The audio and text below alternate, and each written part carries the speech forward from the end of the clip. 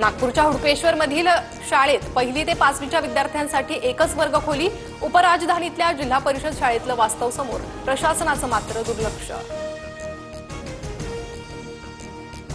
राज्यातल्या अनेक भागात आज पावसाच्या सरी बरसणार. रायगड रत्नागिरीसह पुण्याला ऑरेंज अलर्ट तर मुंबई ठाण्याला येलो अलर्ट.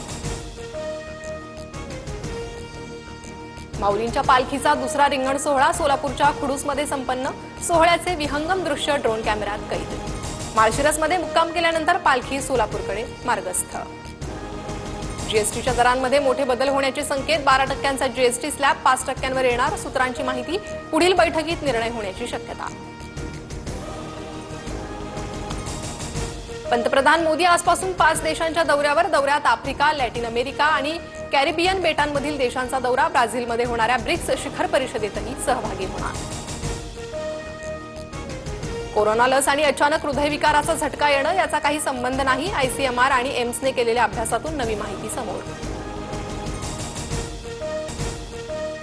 भारत इंग्लंड यांच्यातील दुसरा कसोटी सामना आजपासून बर्मिंगहमच्या मैदानावर दुपारी 3:30 वाजता सामना रंगणार. इंग्लंडच्या मालिकेत 1-0 ने आघाडी.